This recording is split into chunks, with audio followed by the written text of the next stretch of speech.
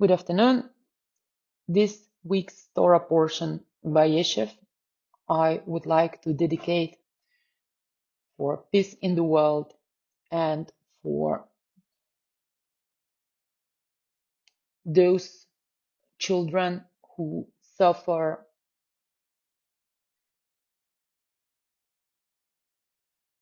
consequences of abuse. May all the victims of abuse be healed, for peace in Eretz Israel, for all hostages to be released, and that as well parents who deal with own insecurities by raising their own children, that they would find strength and right answers and have trust in Hashem that everything shall be fine. We live in an uncertain world, a deeply uncertain period in history. Beyond the insecurities we all carry as individuals, as parents, or as children, there is now an added layer of uncertainty as citizens. We wonder, what will our future look like? What lies ahead for our children? Today, many of us are searching for answers in countless places. Driven by anxiety, we turn to news channels, clinging to the hope of hearing something positive. But instead, we are met with an endless stream of negativity, each headline a fresh dose of fear and despair. It is absolutely terrifying what is happening in the world, I must agree. But let me tell you something.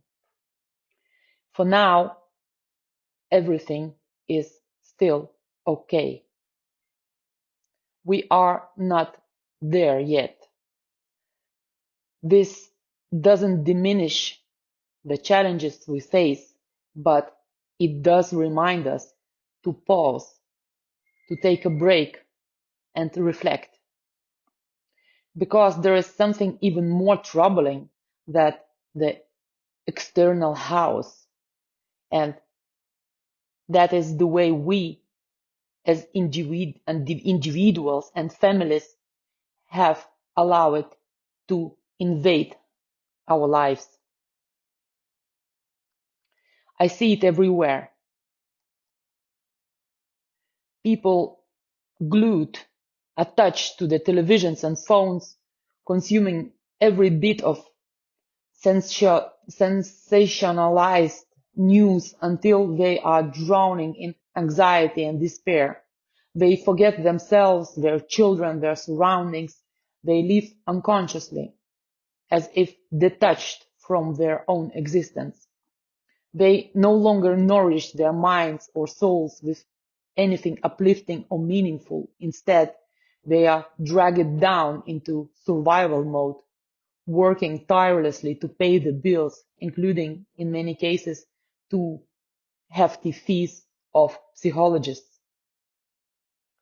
And yet, I find myself wondering how many people truly understand what world psychology even means.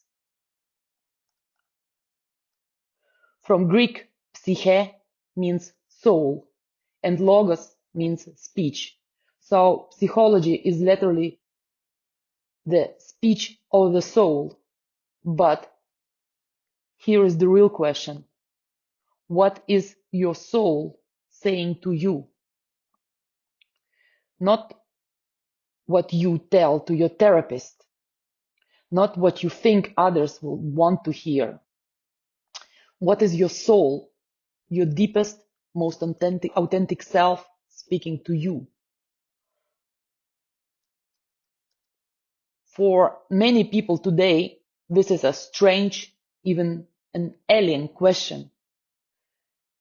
In our fast-paced materialistic world, we have little time to feel, let alone believe in, the existence of our souls. We dismiss that void within us, assuming it can be filled with distractions, possessions, or temporary pleasures. But those things don't heal us. They don't fill the emptiness. They are just band-aid on a wound that needs something much deeper. The only nourishment your soul truly craves is knowledge of God. That is the only source of lasting peace and fulfillment. I know this because I have lived it. I have been on both sides.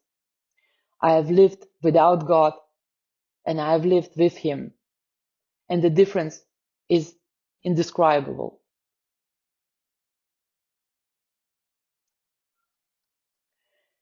In this era of information overload, everyone thinks they know everything, especially our kids. The sheer volume of opinion and debates can make it feel almost intrusive to ask someone to stop for a moment and truly listen. But let me humbly interrupt your stream of thoughts and offer this. The anxiety you feel, the tension, the unrest is not external. It's not the scary headlines. It's not your demanding job or the challenge of parenting. The real issue lies within. It's your soul calling for your attention. Think about it. We take such good care of our physical bodies. We feed them, clothe them, exercise them. But what do we do for our souls? What do we give them to thrive? Many of us, knowingly or unknowingly, starve our souls for months, years, even entire lifetimes. We try to survive on substitutes, things that are never meant to sustain us.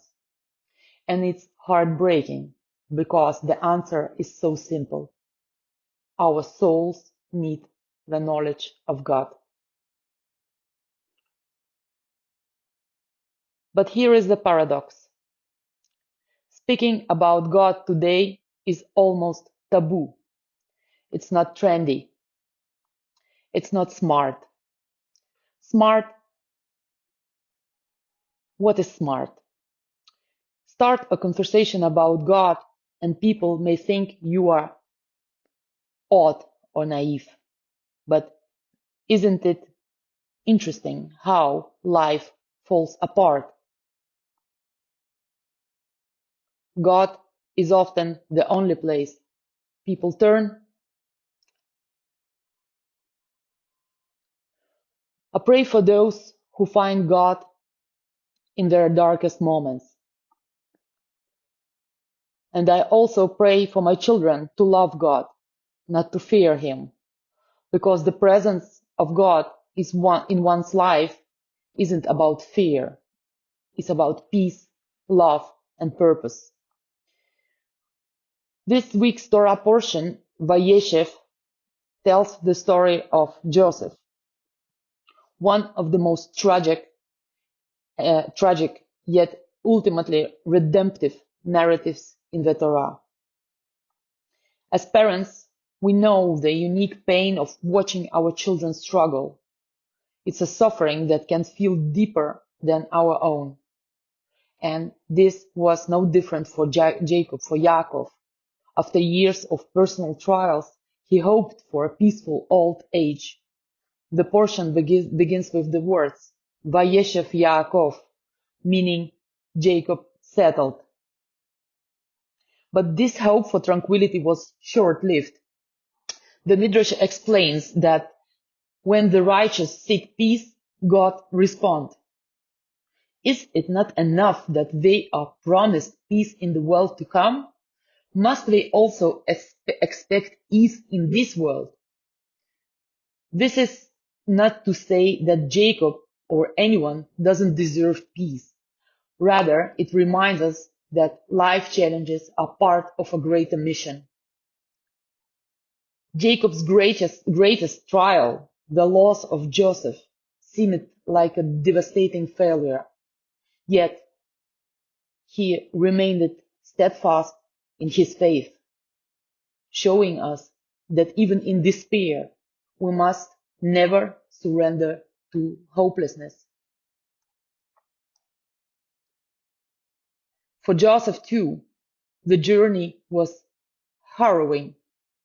Sold into slavery by his own brothers, falsely accused and imprisoned for years, his suffering seemed endless, but through it all, he held into his dreams and his faith. When Joseph finally rose to power in Egypt, it wasn't by accident, it was by divine design. Psalm 105 reflects on Joseph's journey. He sent a man before them. Joseph was sold as a slave. They afflicted his legs with fetters. His soul came into irons until his word came true. The decree of Hashem purified him. What we see as suffering, God often uses to prepare us for a greater purpose. Joseph himself said, "I was not sold, I was sent." This is a profound lesson, not only about faith, but about family. As we think of Joseph and his brothers, we must also reflect on the families around us today. There are parents whose children are literally held hostage. Those children who was took hostage as hostages on 7th of October last year, their fate unknown, and there are countless families dealing with brokenness, dysfunction, and pain. While there are many resources for children, support for struggling parents is rare. Yet Jacob's story reminds us that parenting is often where our deepest challenges and growth occurs. His life teaches us resilience and faith, even when the odds seem unsurmountable. In closing, let us take inspiration from Joseph's famous declaration, "I was not sold, I was sent."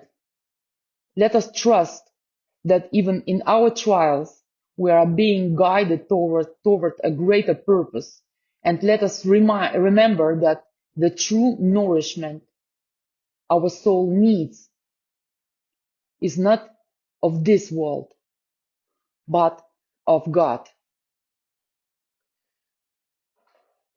Have a wonderful day.